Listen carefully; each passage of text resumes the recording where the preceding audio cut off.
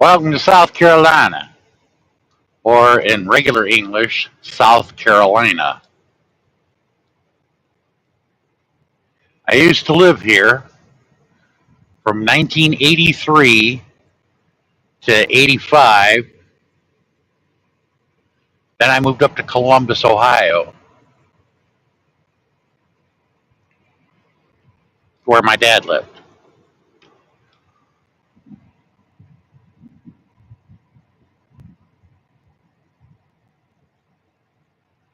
Uh, Came back, I believe it was 87,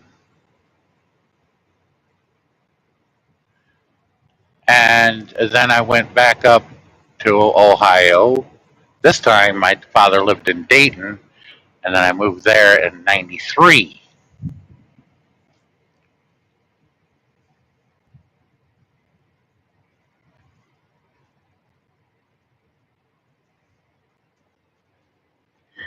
That's a problem when you have divorced parents.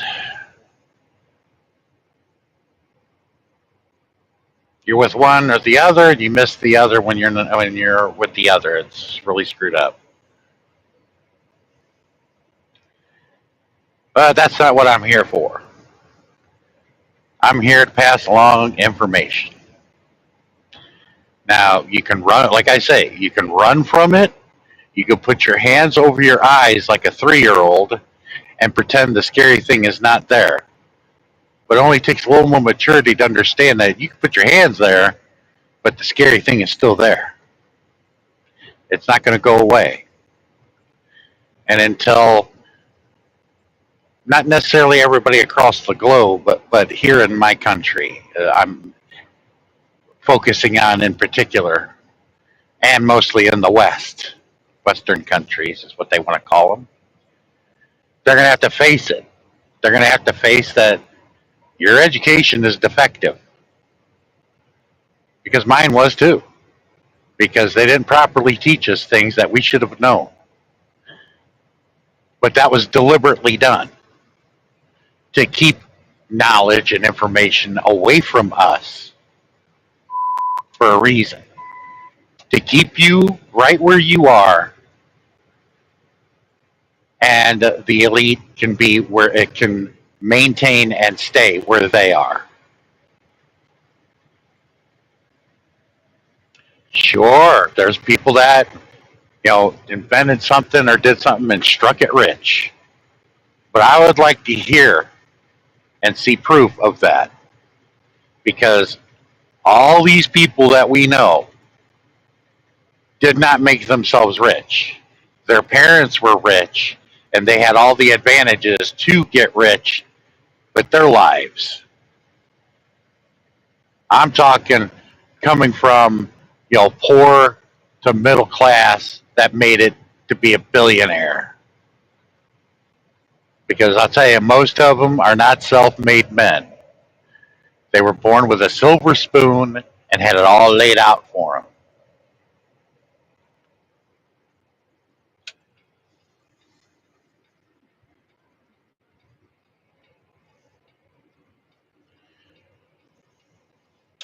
In the next, I'd say, 3 weeks,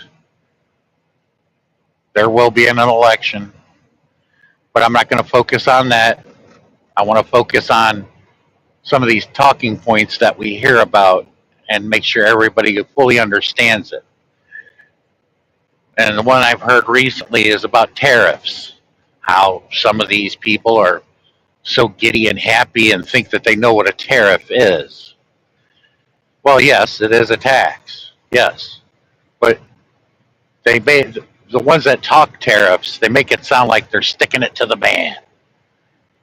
Well, they sort of are, but mostly they're not.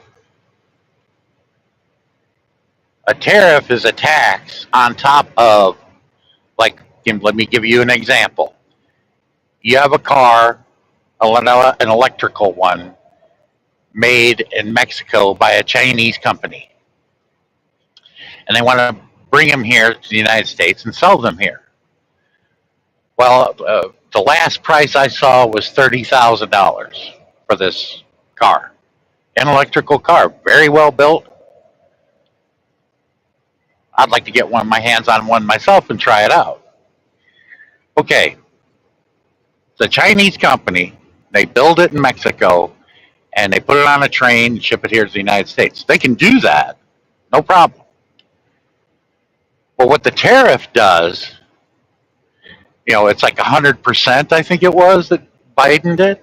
100% tariff tax on it. So you got a $30,000 vehicle that is now going to be 60. Okay? The company that brought that car over here is not paying that tax.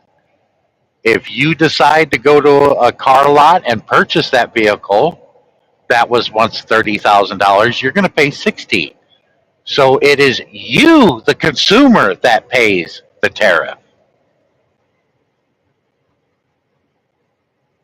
If you want that. But a lot of people with a tariff that high, they're not going to be so quick as to want to buy a vehicle like that. All that does is protect the companies that are here that are trying to construct a quality electric vehicle. Now, knowing that it would cost an American $60,000 for that Chinese imported car, a car manufacturer here in the States, probably makes a subpar one that's not as good as the one from China, but they're going to charge you 40 to 50 because that Chinese one's going to cost you 60. So they're going to lower their price beneath that, but above the price that they're charging normally. It was 30,000. Nowhere in the history of the world does tariffs help or solve any problem. They never have, they never will. Only thing they do is protect the domestic manufacturer or the owners of the manufacturing, whatever it be, the auto industry or whatever.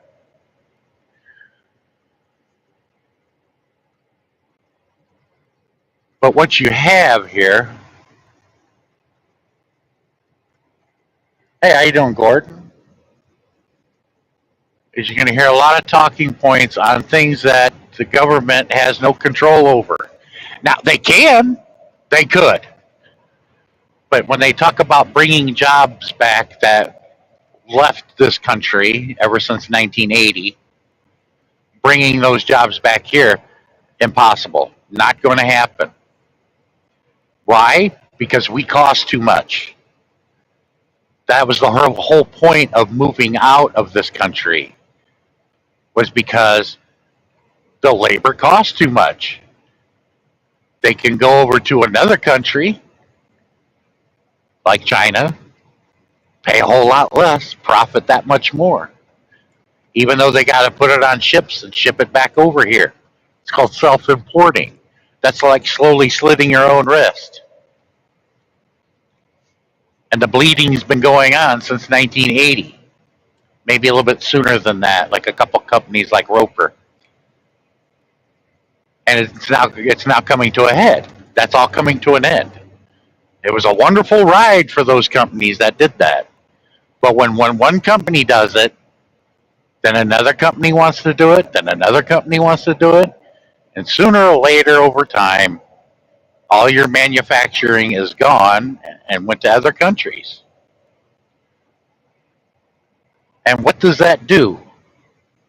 It creates hollowed out cities that went bankrupt years ago, like Detroit.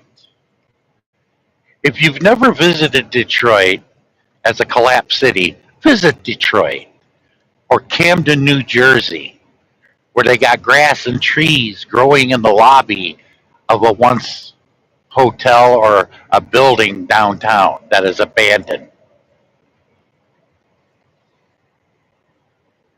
This is Economics 101.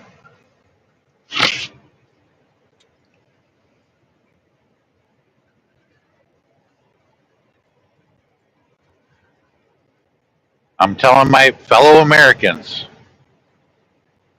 you do not have to pick one or the other, side A or side B, the blue or the red. You don't have to choose that. There are others on the list you can choose from. Like me, I'm in a toss up between Jill Stein, which I voted the other times, or I might vote for Cornel West. You think that's a wasted vote? You're wrong. Because people like me are sick and tired of this game. You want to keep doing this Texas two step every 4 to 8 years? Then keep going. Nothing's going to get better. It's never going to get any better. It's only going to get worse. It's either going to stay the same or get worse. It never gets any better. Because I got a question for anybody that's from here. Give me one thing. I was born in 1970. Give me one thing that ever came down from high that was good for the working class people. Buzz, can't do it because I already looked. Believe me, I looked long and hard to find anything positive. No, they took from us. And now it's coming to a head. Just to get into the middle class is non existent. And if you are middle class, we're a very small class.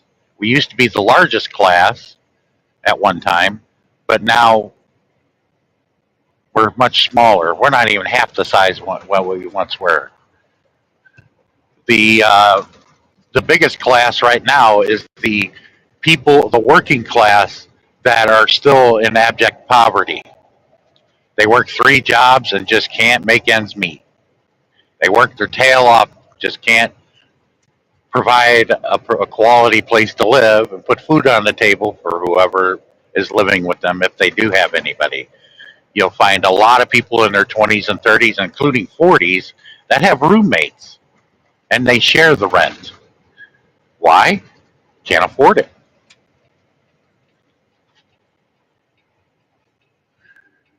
So I'm an American. Sure, I love my country just like anybody else loves their country, but I'm a realist and I don't live in a fantasy. And to tell you the truth, I've never been to Disney World or Disneyland.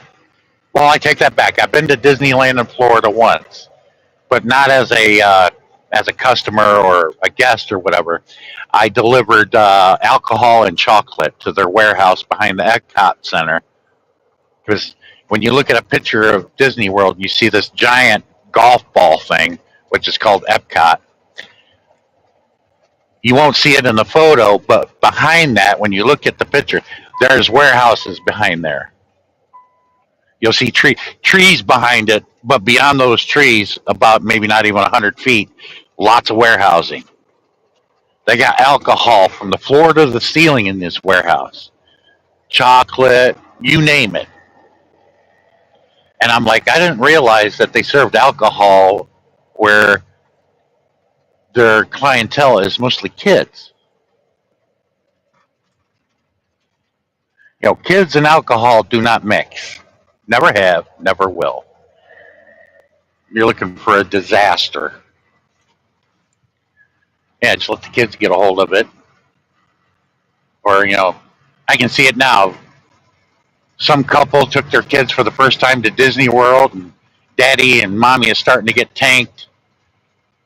And then they start fighting each other. One takes one kid, one takes the other, and, you know, they end up getting divorced later on in the week. But at that moment, you know, you have all the people in Disney World witnessing this fight going on because whether mommy was hitting on the guy across from them, or daddy was hitting on the girl across from him, or the guy, it doesn't matter. It's the way it is today. Everybody goes, a lot of people go in that direction. Not everybody, but not me. But I sure as hell wouldn't do that, especially when you got kids involved. It's a lose lose. It's bad when you got alcohol around children. Parents should not be getting tanked around their kids. That's a bad idea. Because then they're going to think it's acceptable and think, oh, this is a great thing. The mommy and daddy did it. I'm going to be 20 years old. I'm going to get drunk and I'm going to beat the shit out of my girlfriend right in public. Well, my daddy did it. That's the intelligence to some people in this country. And I have to admit, it's true. I'm just copying what my dad did. Be a good provider for his family. Number one. Anything else is a waste of time. Just like my dad taught me. The point I'm getting at with that is you are a product of your influence. There's no such thing as free thought. Who you are today, you were influenced to who you are today. Because I tell people, let me put you in another country. Do you think you would be the same person you are today, being born in another country, raised by a different set of parents? No, you wouldn't. You would emulate what they took the culture inspired you to be or influenced you to be. But we're all susceptible to that, of influence. The only time it becomes free thought is when you're aware of it as an adult. But by then it's too late. You'd already been influenced.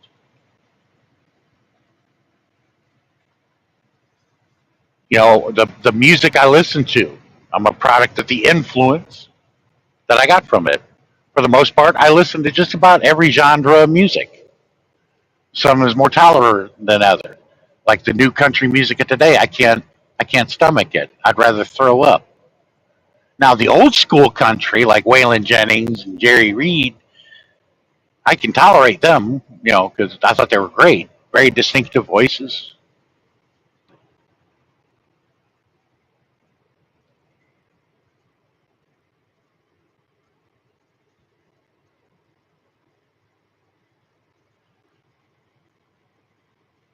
Well, I dropped the link if anybody wants to come up. I cannot tell if there's anybody in here.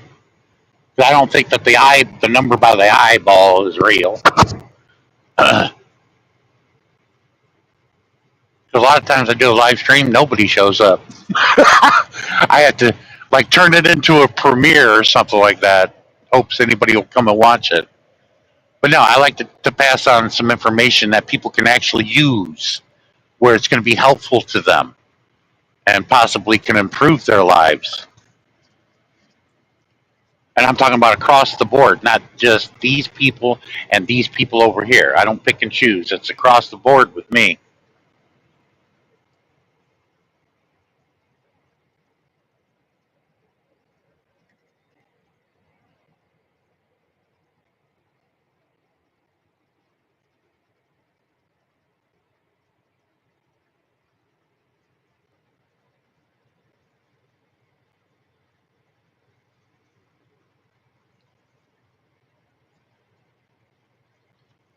But like I said, there needs to be a large live stream about this. And people were to sit down and really think about what some people say that's logical. And it may be contrary to what they believe, or what you believe may not be reality and true just because they said it. The information I give, you could easily go and find out. Most of the time when I speak, I point people to the National Bureau of Labor Statistics or the National Bureau of Economic Research. It's a nonpartisan that works in D.C., and that's all they do, all the time, 24/7.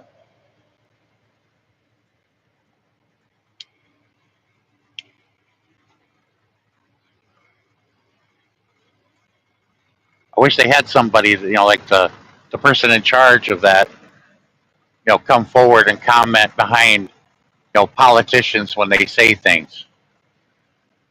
I got the greatest economy. The person from the National Bureau of Economic Research would say, "You're living in a time warp. You're living in a fantasy land. 36 trillion in debt. Think about that for a minute. 36 trillion in debt that my country is indebted to. And I never seen a nickel of that money. But yet I got to help pay it back.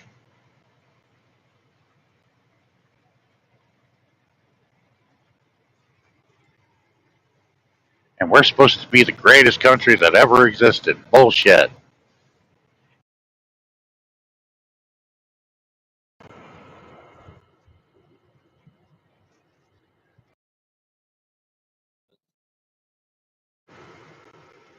Now I got to check my settings and make sure my damn audio is working right.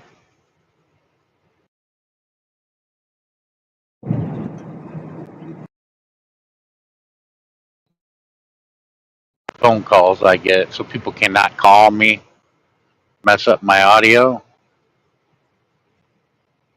Well, like I said, I don't care if they're the trolls. Yeah, engage me in this conversation. Put my feet to the fire and see how I answer, and I'll tell you where to go to find out if you want the truth. But see, people won't read. People like their safe space. Well, I don't have a safe space. My safe space is the space of everybody else's. And in truth, you may feel like you're in your safe space, but when the economy tanks, I don't care if you're in your safe space, you're going to feel it too.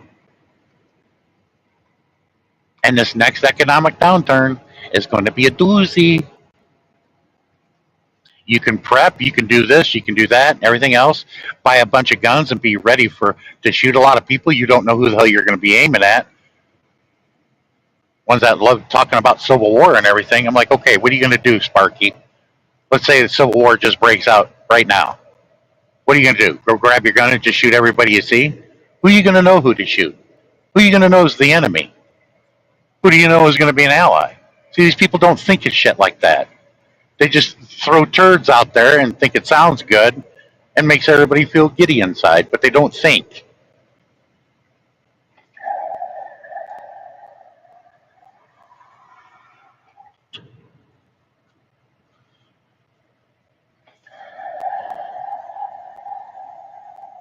But with the amount of Americans that are so upset of what's happened to our country, and they don't want to point to who really did it. Our government didn't help, but they're not necessarily entirely to blame. Well, you got to see, okay, follow the money. Well, who's got all the money? Your major corporations that operate here,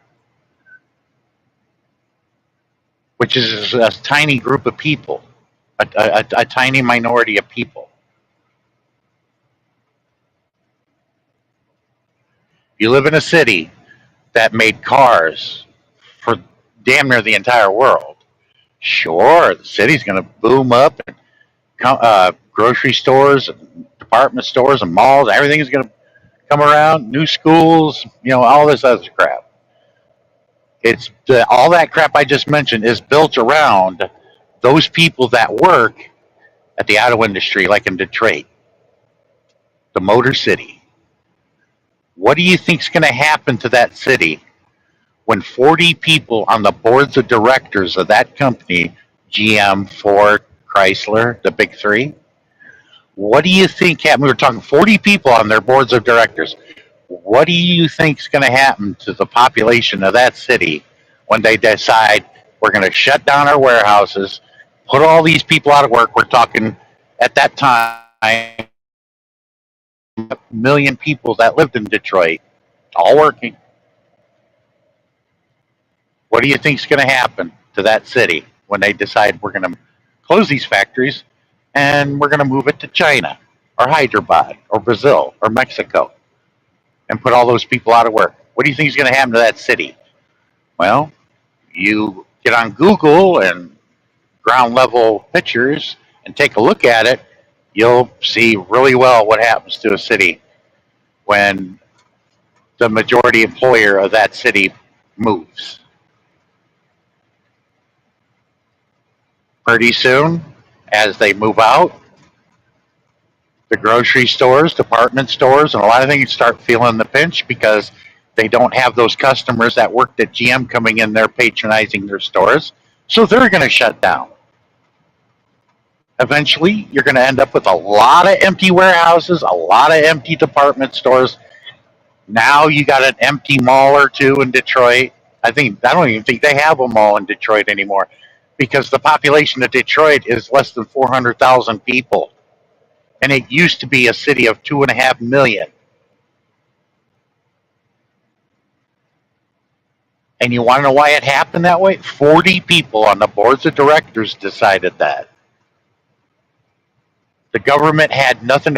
The only thing that the government did was Ronald Reagan gave GM and Chrysler a huge tax break to do what they did. So our tax money, the American people's money, paid the auto industry to move over there because that is a very expensive undertaking. Is moving like that? It's very expensive. Yeah, and we helped pay for it to slit our own throats. That's why when you break it down in detail and get a full understanding, you'll know who is an ally and who you want to listen to versus somebody that has pockets full of money and just sweet talking you to get your vote.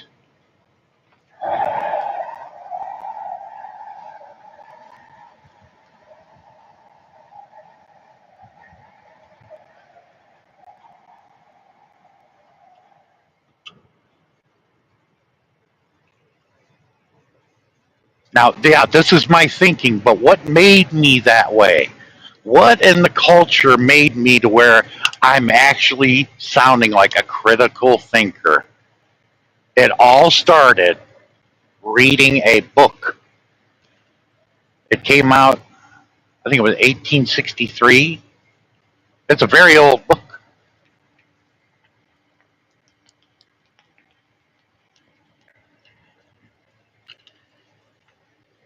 And that my knowledge spread to every country on the face of this earth.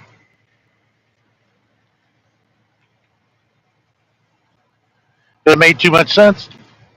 You got to have critical thinking. A lot of people think they do have critical thinking, in which they don't.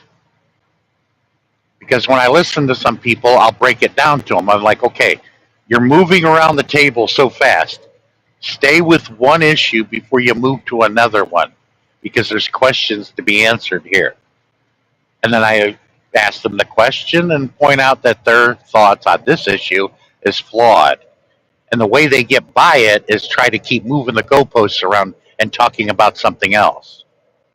No, no, no. You're going to stick with this first, then we'll move on to that. Everything I mentioned to you is all connected. And it's all connected to the root cause, economics. Economics affects everybody. All those other issues that people talk about, abortion, gays, guns, and God, nobody cares. Those are issues that only affect a limited amount of people. I want an issue that affects everybody. Economy, number one. Because, ladies and gentlemen, you're only as free as how much money you have in that your pocket. How much of this green stuff do you have? That's how free you are in reality.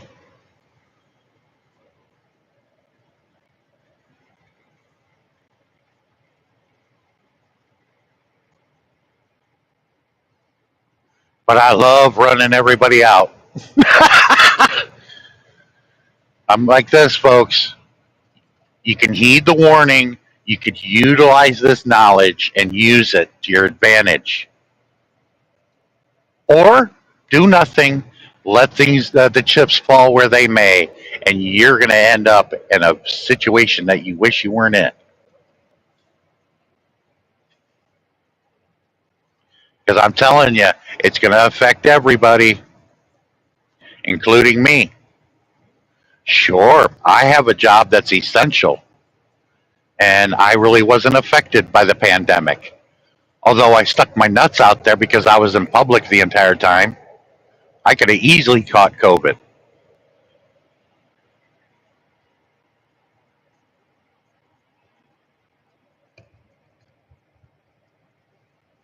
But the ones that are going to survive, like in 1929 during the market crash, it put the majority of Americans out of work, going to soup lines, lucky to get something to eat for their kids or anything. The only ones that didn't were not affected by it is if you owned a farm and you were an essential worker, meaning you worked in the medical field or you worked in transportation. It slowed down, yes. The transportation was affected, but not totally crushed where you had nothing.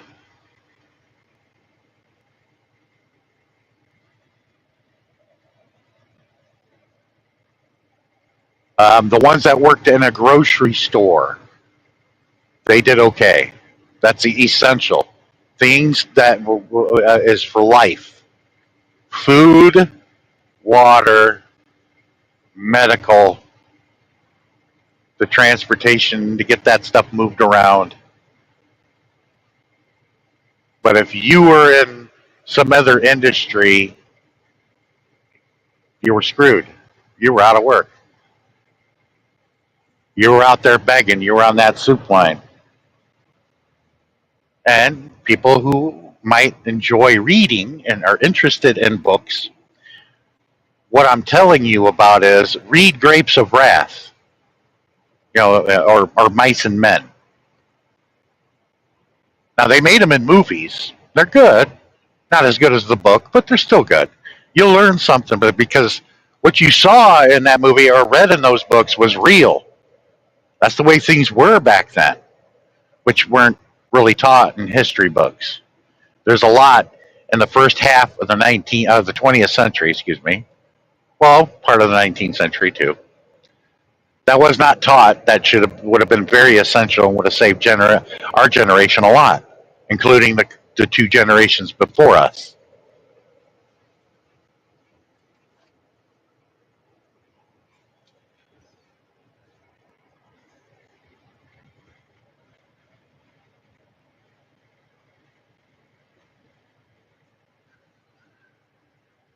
The corporate elite and the rich in this world want to keep their lives secure, and the best way to do that is you're going to have to spend a lot of money.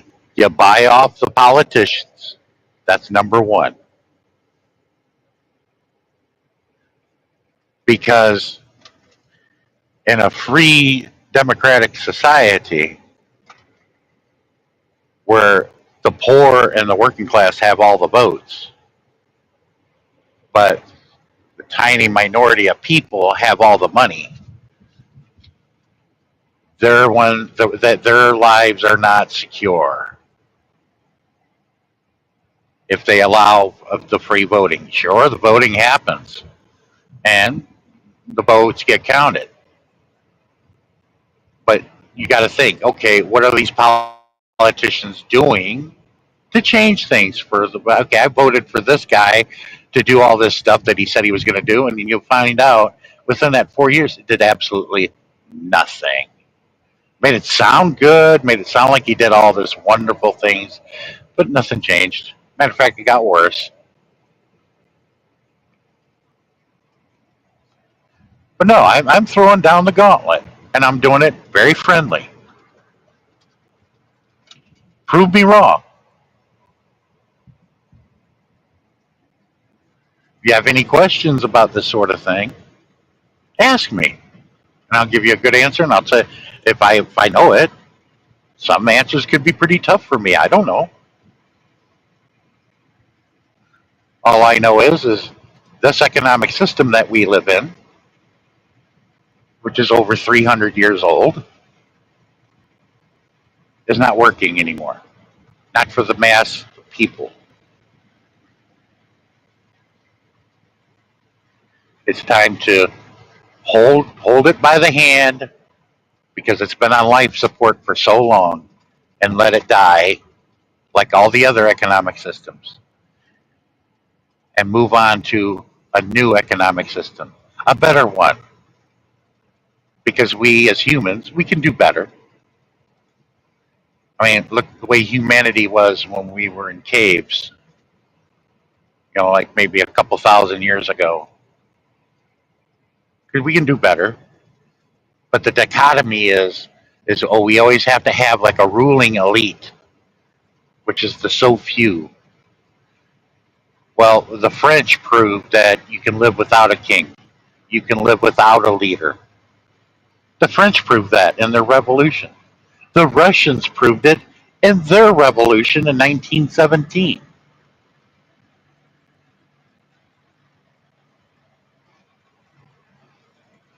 And every time there was a revolution of a country, which a lot of people know about these revolutions that take place, it's not about being free or this or that.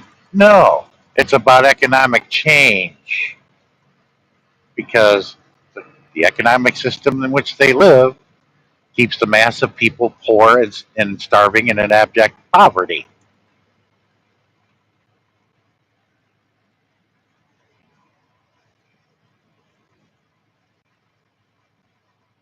The French found it odious.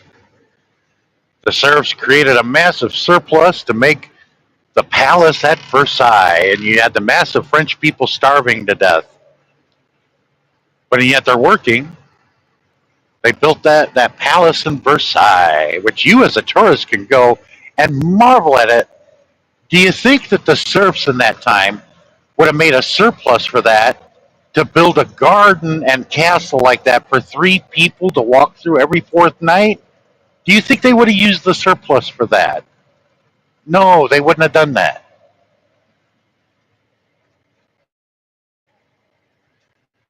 And that's why the French elite got a hard lesson because the French people got control and they cut the heads off of all those people.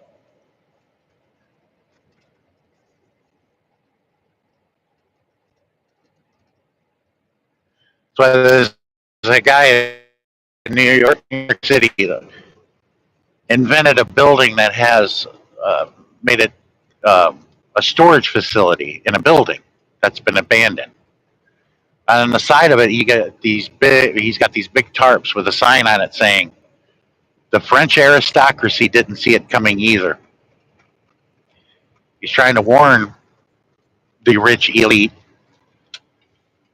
like, you better do something and you better change because if there's revolution, you're going to lose everything you got, and those people are going to cut your head off, just like the French did. But that sign says the French aristocracy didn't see it coming either.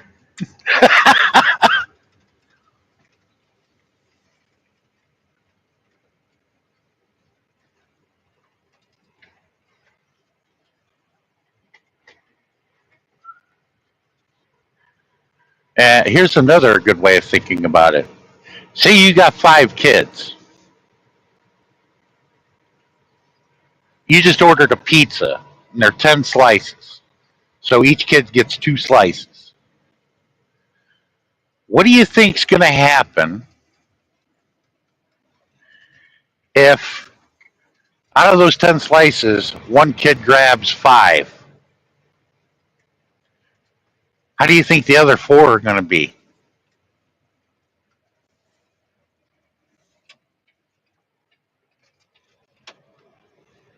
I love using this here because that's what the rich elite do. There's the 10 slices of pizza, and the rich grab the majority of the slices and barely leave enough for anybody to have one. And even some are even left out and don't even get one. Well, that's what's happening in our economy. Well, what do you think is going to happen? You do that with your kids, where one kid grabs 5 slices. Or wait a minute, let's make it 7. Let's say you grab 7 slices and there's only 3 left between 4. What do you think's going to happen? You don't think there's going to be a conflict?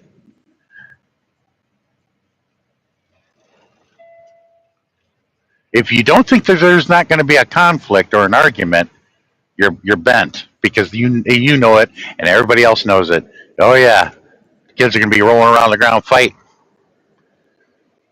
But instead of fighting the one that took all the slices, those idiots fight each other. That's the way our government's got us.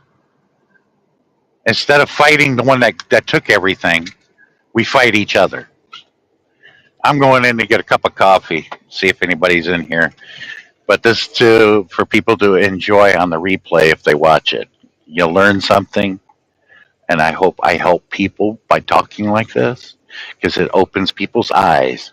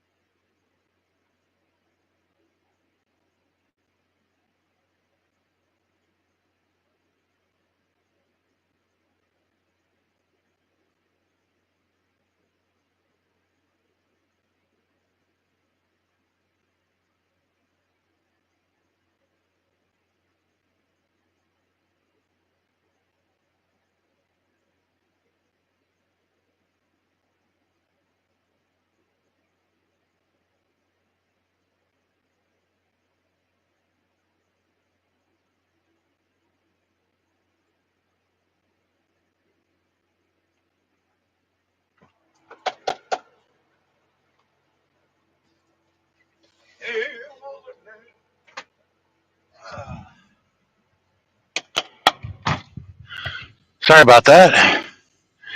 Uh, you were hunting with um,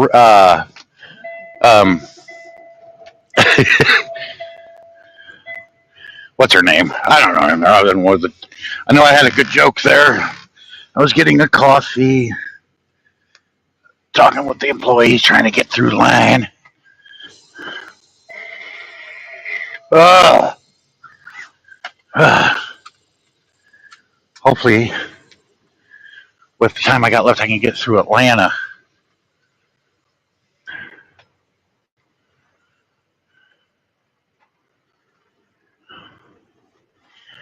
Well, you guys ain't moving out there. They have to go out the exit, so I'll go the other way. I don't care.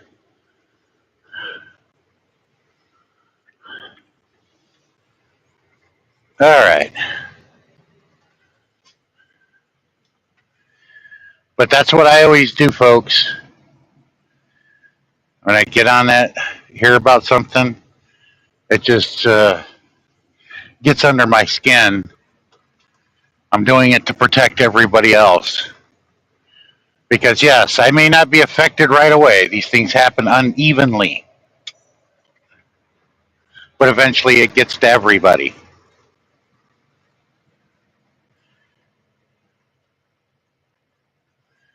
And I'm not going, and nor do I get paid to secure some rich elite asshole's fortune and keep everybody on the brink of starvation. No.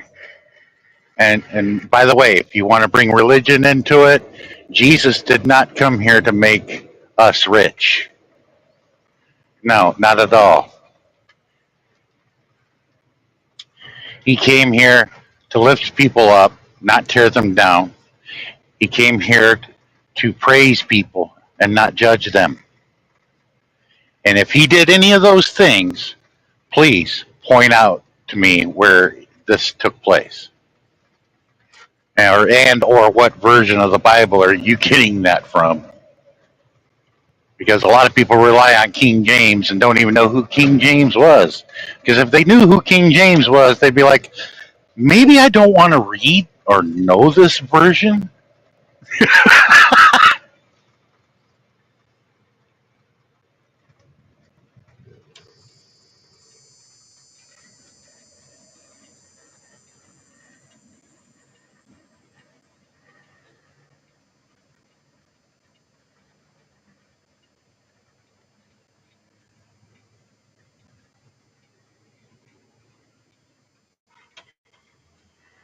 I pass that along to you folks to help you because times since I've talked like this in the past 4 years, ask yourself, has anything gotten better for you?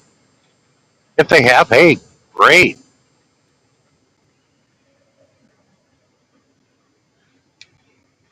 Now, has things gotten better for me? To be honest, yes, in one way. And that's because I did it for myself. I don't have to make a truck payment. Well, in order to pull freight for Prime, I have to purchase new equipment, which is no problem. But when I didn't, these almost 4 years, I didn't have to make a truck payment. Yeah, things were all really great for me. But even with the economy tanking, I'm going to take on a truck payment. But I'm hoping, and I hate to say this, folks, I'm hoping that it happens before the end of this year, an economic collapse. Because then the prices of trucks hopefully will go down because they're overinflated. This truck that I'm in right now cost me $150,000 when I got it in 2017. It's 2018, but I got it in 2017. Cost me $150,000. This very same truck today, they want 220,000 now. In a matter of a span of 7 years, a brand new truck has boomed up from 150,000 to 220, and the rates predominantly have stayed the same. I pointed this out to the company, like, look, you're making it worse for the drivers. Yes, it's not the company's fault, but I know they get kickbacks from the manufacturers for trying to sell their trucks. And it's like, yes, you want to profit, and I agree, but not grossly overly profit like this at the cost of the workers. Because now you got to the point where not too many people are buying new trucks; they're buying used.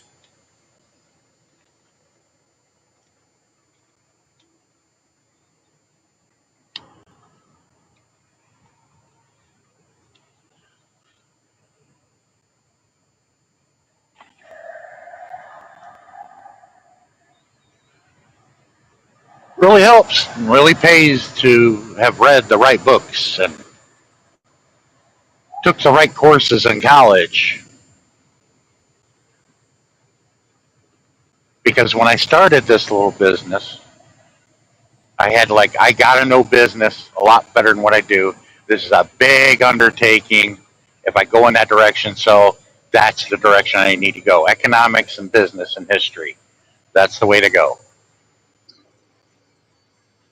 But I was fortunate to have a certain professor that really didn't teach the textbook. He added to it. He did teach the textbook, but he also added to it. He said, "Go read this book and then come back and we'll talk about it." And I did. I was one of them, and there were three others. They were just as aggravated as I was.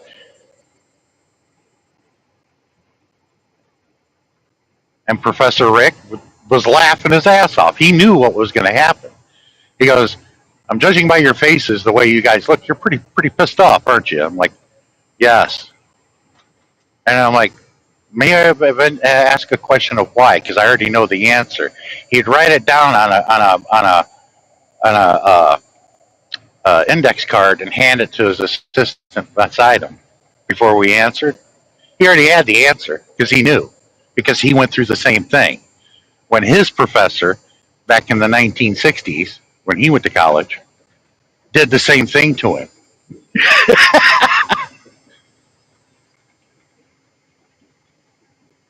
I'm like, I felt like this is stuff that I should have known all along. And the person that authored the book that you had us read, we were told that this was one of the evilest men that ever existed. And in truth, he's nothing of what we were told. The people that told us that he was an evil man, that's all they knew. They knew absolutely nothing about the guy.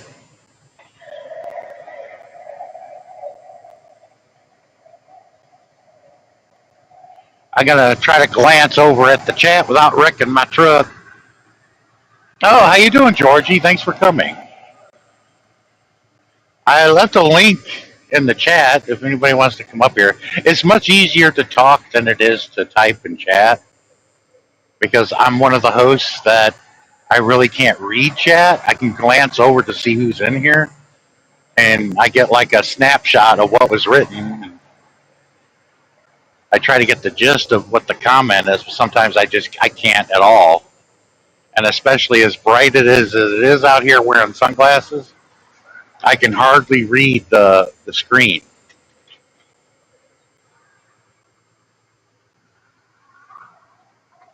Well, hardly see the screen. Let's put it that way. Now at night, oh yeah, I can see it really good. But with all this daylight, it's hard to see the screen of a cell phone.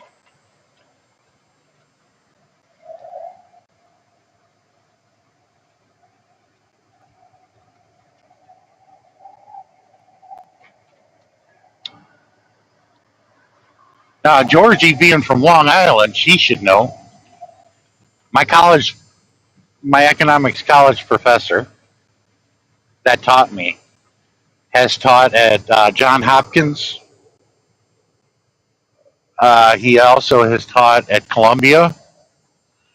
I think he is retired, but he has been at teaching a couple of economics courses at the new school there in New York. I highly recommend that college to a lot of people because they teach the right things, what's going to be useful.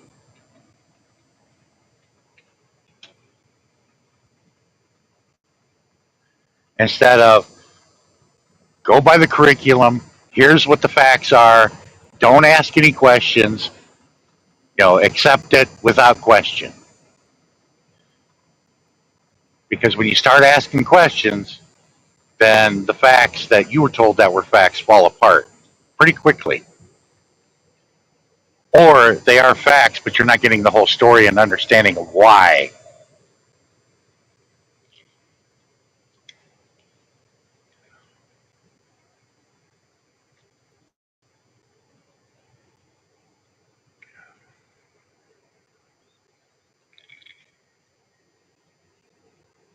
Uh,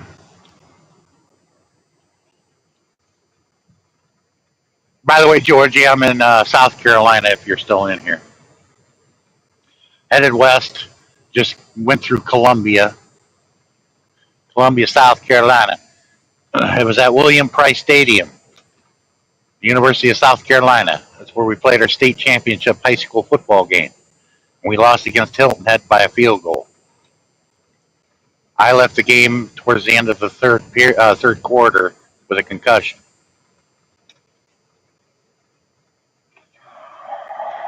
The kid that I hit was in a coma for a week.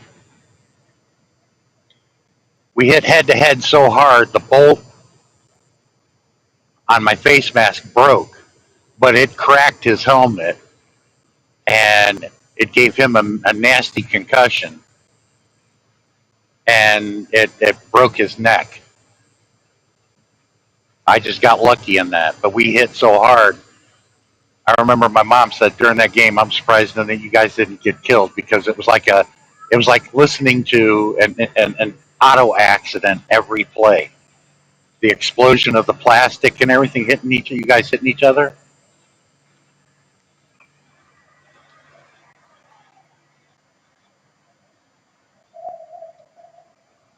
Yeah, I admit it. There were times, every other play, I'd hit somebody so hard, and for a split second there, I'd black out. That's why I'm thinking about getting checked for ETC because I may have it. Then again, I may not. I hope I don't. But a lot of boxers get that. That's where it started. Is where everybody becoming aware of it.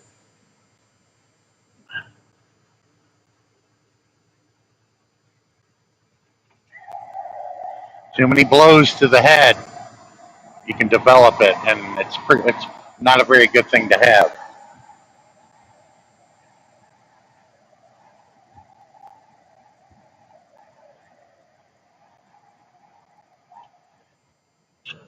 You suffer from memory loss, and there's a lot of things, a lot of sad things, because a lot of old NFL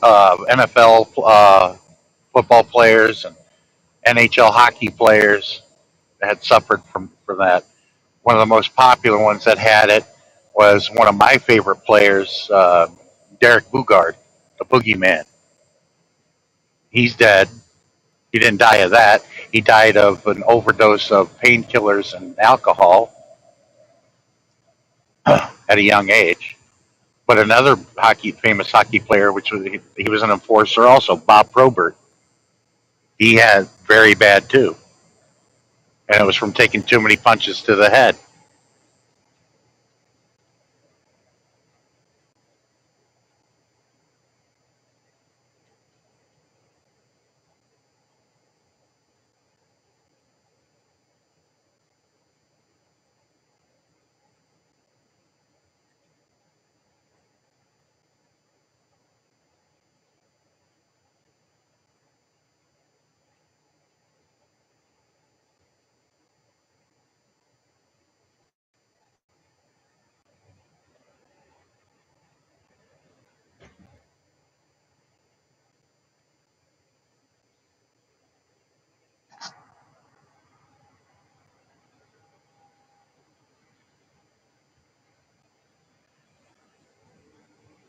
Oh, come on. Somebody come up here. Have a conversation with me. I don't care if it's wrong.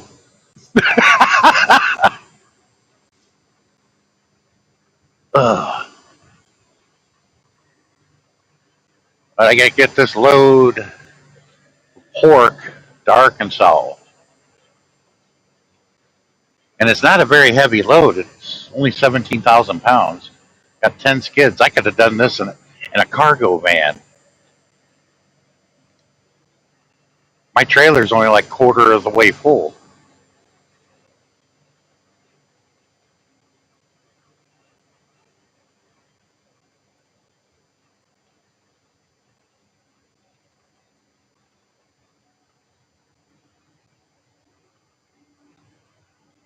Well, it's been over an hour. I'll go ahead and give it up because I'd like to reserve the rest of my time because I get free 20 hours.